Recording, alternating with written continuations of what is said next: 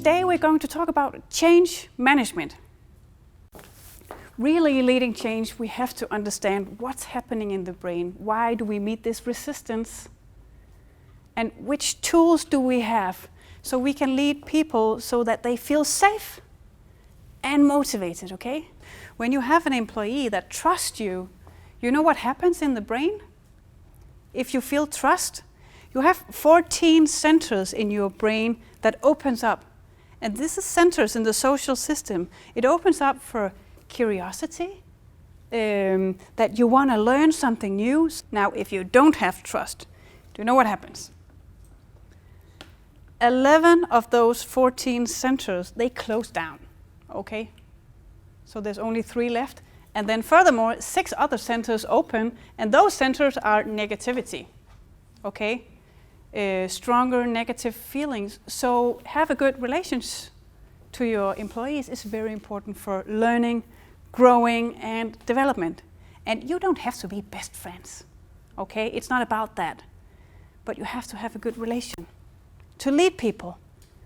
So you have to make room for speaking out your opinion, okay? Also speaking out your doubts, because you have to talk about them. Because if you talk about them, maybe you can find a way together to feel safe about it. I have to go outside my comfort zone, but it's okay. I don't know how I'm going to get these skills and these competences, but I know there's a leader who wants to help me. So I feel safe, even though I'm not there yet, okay? This is also a brain, in case you were wondering. What is that? It's not a balloon, it's a brain, okay? So all these nerves, I'm just gonna draw 100 billions. No, just kidding, okay? All these nerves, they are connected. And they have these arms, it's called dendrites, these arms, okay? And when these arms or dendrites, when they meet, here the synapses happens. And here comes a reaction, okay? So this nerve can tell you, I'm thirsty. This nerve finds out to take a glass of water and drink it. And when they meet, this happens, okay? This behavior or pattern of the way you do things happen. It can also be, there's a change coming.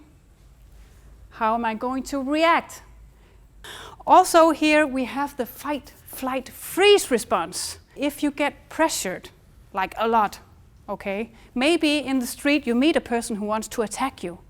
You can activate your fight, flight, freeze response. And if you fight, you put up a fight to defend yourself. Now, how does this look like in organization? It may be in an organization meeting change.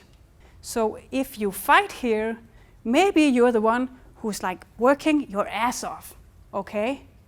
And maybe even you're doing it in the covering my own ass way. Do you know that? Working late at night, sending emails, CC the boss so he can see you're the hard worker, you're not the one to lay off. That's the covering my own ass, okay? Maybe you put up a fight. Or maybe you take the flight. You're looking at job ads for other companies with good economics, and you can be safe out there. So you're ready to change jobs, okay? Or maybe you freeze. Maybe you get unable to do anything, so you get unproductive. Can't concentrate on doing your tasks.